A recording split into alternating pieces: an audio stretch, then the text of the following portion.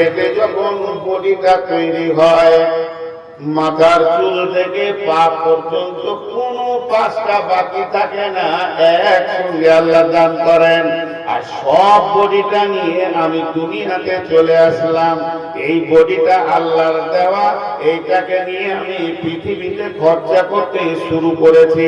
কত বছর করলাম? আল্লাহর দেওয়া বডিটা 54 বছর ব্যবহার করছি এখন আমি। এরপরে আল্লাহ কিস্তি শুরু করেছে, চোখ দুটি নিয়ে নিয়েছে, খালি চোখে কোরআন দেখতে পারি না, চশমা নিয়ে নিয়েছি। এবার আমি আগাতে শুরু করেছি। তারপরে বলছে এবার মিজাজ চলে গেল, এরপরে বলবে হাত গেল, তারপরে বলবে দাঁতগুলো খসে গেল, পা কাজ করে না। একটা একটা কিস্তি যখন শুরু হবে বন্ধুরে, তখন ভাবতে হবে এবার আল্লাহ আমাকে নিতে শুরু করে দিয়েছে, আমার কিস্তি শুরু হয়ে গেছে, মানে আমার যত ঋণ আছে আল্লাহ নিয়ে নেবে। শেষ কিস্তিতে আত্মাটা নিবে, জানটা নিবে, কবরে ঢুকিয়ে দেবে। এটা আল্লাহ দেন একসঙ্গে নেন কিস্তিতে। কিস্তি যখন শুরু হয়ে গেছে তখন বুঝে নিতে হবে আর পৃথিবীতে বাদ পানি চলবে না।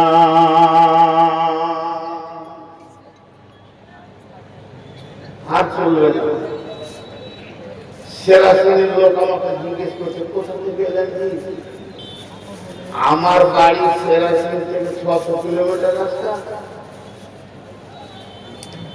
200 নাহলে 190, তারপর 600 কিলোমিটার গাড়ি চলছে। কাটিহারে জলসা ছিল আমার, কাটিহার আসল ইসলামপুর। রাতে নেবে, রাতে এদিকে বাড়ি গেছি, বাড়ি গিয়ে বাড়িতে বসিনি, কাগজ পাতি নিয়ে বুড়োকে গেছি, বুড়োকে যে একটা পাচ্ছে, তারপরে ঘরে এসে চৌরাস্তা করেছি, দুটি ভাত নিয়ে আবার এসে এখানে হাজির হলাম। রাতে এই ভাত আর বিলিতে পেরে গেছি, আবার ঘুরে আসলাম। আমাকে জিজ্ঞেস করছে আপনি বাড়ি থেকে ডাইরেক্ট আসছেন? জি। রাস্তায় কোথাও দাঁড়িয়েছিলেন নাকি? একবারে চলে এলেন? তখন আমি হিসাব শুরু করে কেমন যেন বলছি, দেখে বলার ভঙ্গিটা থাকবে, কোথাও দাঁড়াইনি, একটা মসজিদে মাগরিব সেটা পড়লাম। খানিক দাঁড়িয়েছিলাম, একটা মসজিদে মাগরিব সেটা পড়লাম। আপনাদের কি মনে হচ্ছে 5 ঘন্টা? কি মনে হচ্ছে 5 ঘন্টা? 5 মিনিট। আল্লাহ বলছেন যেদিন তোকে কিয়ামতের মাঠে আমি দাঁড় করাবো, আমি জিজ্ঞেস করবো বান্দারে কোথায় থেকে আসছিস বল। তোর সফর তো জান্নাত থেকে শুরু হয়েছে, জান্নাত থেকে তোকে আমি মায়ের পেটে দিয়েছিলাম, মায়ের পেটে এরপরে দুনিয়া নামে একটা জায়গা অতিক্রম করেছিস, তারপরে তুই কবরে এলি, কবর থেকে তোকে তোলা হলো, তাহলে তুই কত দূর রাস্তায় এলি, কোথায় ছিলি তুই বল। ওই লোকটা আল্লাহর সামনে কি বলবে দেখেন, কান্নাহুম ইয়াওমা ইয়ারাউনাহা লাম ইয়ালবাসু ইল্লা আশিয়াতান আও দুহাহা।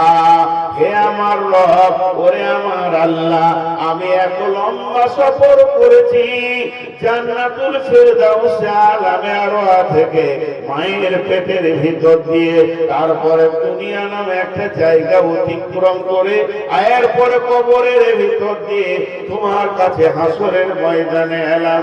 আমি কোথাও দাঁড়াইনি, কোথাও সময় দিইনি, আমি একটু জায়গায় মনে হচ্ছে পরিষ্কার নয়, মনে হচ্ছে আমি দাঁড়িয়েছিলাম একটা সকাল কিংবা একটা সন্ধ্যা। ইল্লা আশিয়াতান আও দুহাহা। কে বলবে এই পৃথিবীতে যে 70 বছর বেঁচেছে, 100 বছর বেঁচেছে, যে লোকটা কোম্পানি ছিল, যার অধীনস্থে 300 ডাম্পার কাজ করেছে, যার অধীনস্থে পাহাড়ে 10টা ক্যাসার চলেছে, যে কয়েকশো কোটি টাকার মালিক ছিল, এলাকার জমি জায়গা পুকুর বাগান যে কিনেছে, যে মেয়েটা 70 বছর বেঁচেছে আর 70 বছরে 8টা ছেলেকে প্রসব করেছে, তার 8টা ছেলেকে প্রসবে মত দিতে দিতে দিতে দিতে সে 8বার মতের মুখ দেখেছে। ওই মেয়েটি বলবে আমি সামান্য একটা সকাল বা একটা সন্ধ্যা কোন জায়গায় দাঁড়িয়েছিলাম। আল্লাহ বলবে তোর হিসাব 70 বছর কাটিয়েছিস সেরাসেরের মাটিতে হেঁটে হেঁটে হেঁটে হেঁটে তুই মাতলামো করেছিস, ওই মাটি আমাকে দরখাস্ত করেছে, এই কাজ করেছে, ব্যভিচার করেছে। তুই 70 বছর থেকে একটা সকাল আর একটা সন্ধ্যা বলবি, নিজের জীবনের হিসাবকে ছেড়ে দিলি। হিসাব আমরা করি না, জমির হিসাব করি, জায়গার হিসাব করি, ধানের হিসাব করি, পেঁয়াজের হিসাব করি, রসুনের হিসাব করি, সিমের হিসাব করি, বেগুনের হিসাব করি, দোকানের হিসাব করি, চায়ের দোকানের হিসাব করি, পানের দোকানের হিসাব করি, সারা পৃথিবীর সব কাজের হিসাব করি। কিন্তু আখিরাতের কতটা পুঁজি জমা করলাম একদিনও কাগজ কলম নিয়ে বসেছি। উদাস উদাস আওয়ারা, এ যেন সরকারি ষাঁড়, রাস্তায় ছাড়া আছে, যা মন তাই করবে, আওয়ারা। ভাইয়েরা আমার, আপনাদের সামনে একটা জিন্দেগির কথা তুলে ধরছি। লোকটিকে, লোকটির নাম হলো ফারুকে আজম উমর ফারুক। এই লোকটি কত দামি, কত দামি। হযরতে উমর যে রাস্তায় হেঁটে যেতেন ওই রাস্তায় শয়তান হাঁটত না। হযরতে উমর এই রাস্তায় হাঁটছে, শয়তান যদি দেখে নিয়েছে উমর আসতে তো রাস্তা চেঞ্জ করে নিয়েছে। লোকটা কত দামি। হযরত উমরের নাম উমর বিন খাত্তাব। আল্লাহর রাসূল উমরের নাম দিলেন ফারুক। ফারুক মানে হক আর বাতিলকে ফারাক করেছে, তাই হলো সে উমর ফারুক। লোকটা কত বড় দামি বন্ধু রে। ইনি হলেন মুসলিম জাহানের দ্বিতীয় খলিফা। একদিন উমর যখন খলিফা হয়ে গেছে, সে খলিফা পেয়ে গেছে, খলিফা হওয়ার পর সঙ্গী সাথীদেরকে নিয়ে মরুভূমির রাস্তাতে চলছে। চলতে চলতে নিজের বাচপানির কথা মনে পড়ে গেছে।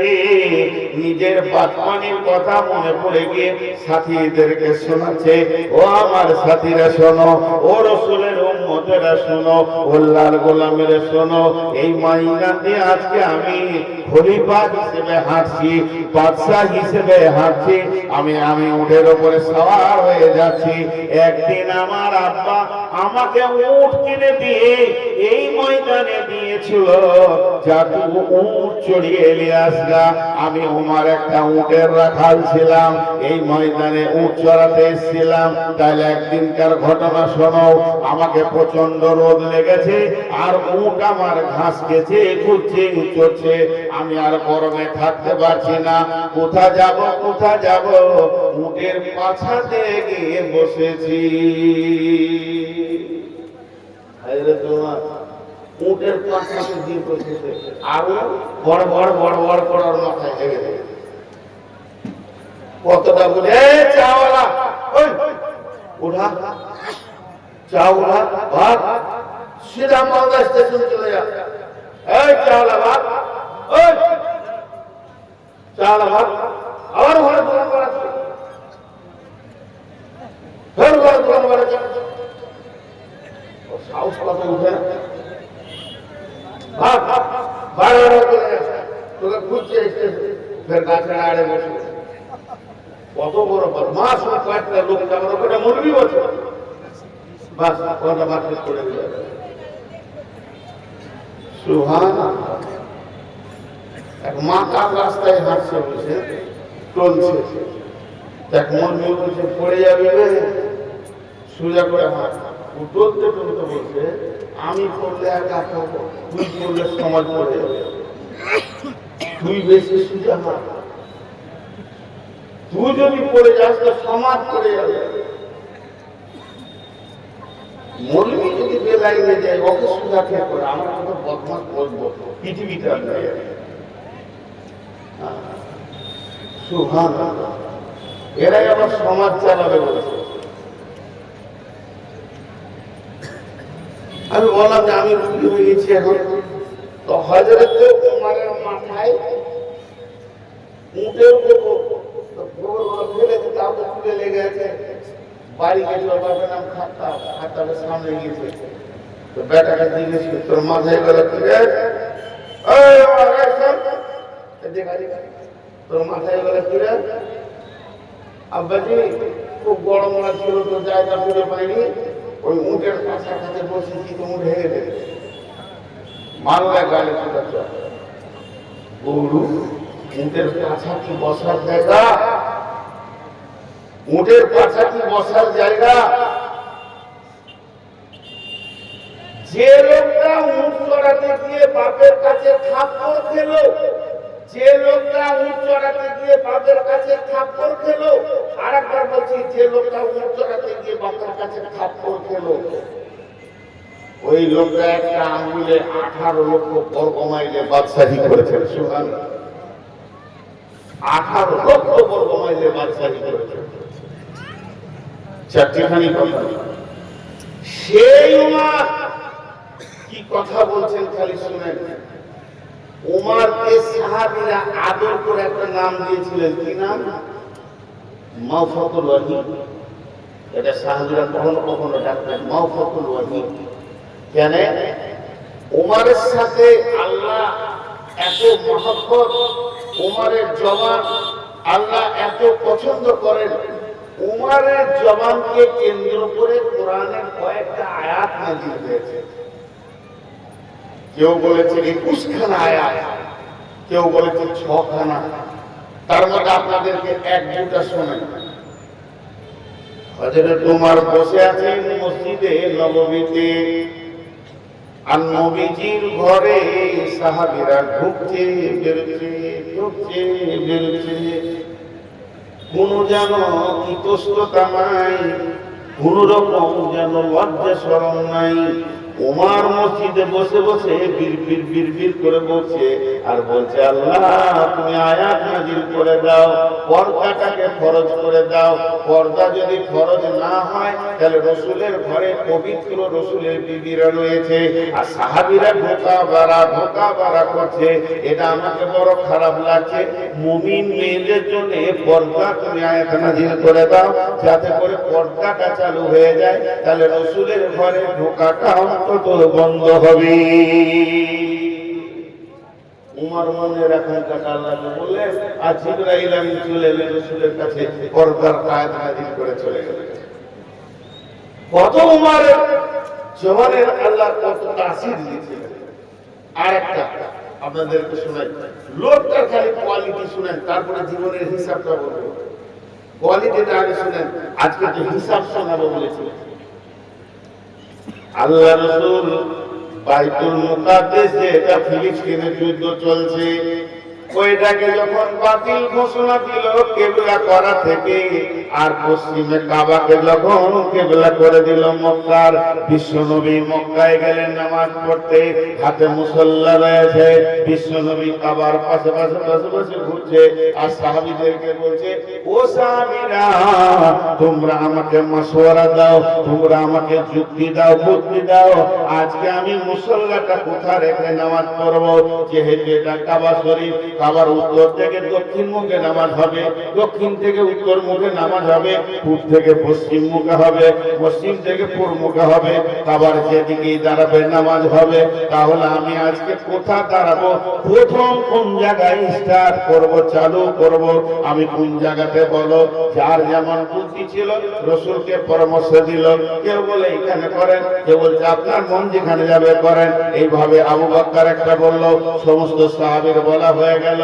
নবীজি বলেন, উমর রে, আজকের দিনে তুমি কি বলছো একটা বলো। উমর বললেন, ইয়া রাসূলুল্লাহ, আমাকে বলতে সময় লাগবে, তাহলে আমি বলতে শুরু করছি, শুনেন। এটা হলো কাবা শরীফ। কাবার পূর্ব দিকে রয়েছে আল্লাহর ঘরের দরজা, যে দরজা ধরে বিশ্ববাসী কাঁদবে। মুলতাজিম রয়েছে কাবার পূর্ব দিকে। শুধু তাই নয়, হজরে আসওয়াদের পাশটা কাবার পূর্ব দক্ষিণ কোণে রয়েছে। এইটুকু শুধু নয়, আল্লাহ কত ভালোবাসে, প্রত্যেকটা মাকাম ইব্রাহিম রয়েছে। ইব্রাহিমকে যে জায়গাটা দিয়েছে, আপনার বংশের আপনার দাদাকে যে জায়গাটা কাবাতে দিয়ে রয়েছে, গোটা হারাম শরীফ আল্লাহর মালিকানায়। তার ভিতরে আল্লাহ ইব্রাহিমকে একটা জায়গা দিয়েছে, ওটা কাবার পূর্ব দিকে রয়েছে। আপনার ইব্রাহিমের পদচিহ্ন কাবার পূর্ব দিকে রয়েছে। জমজমের কূপটা কাবার পূর্ব দিকে রয়েছে। সাফা মারওয়া কাবার পূর্ব দিকে রয়েছে।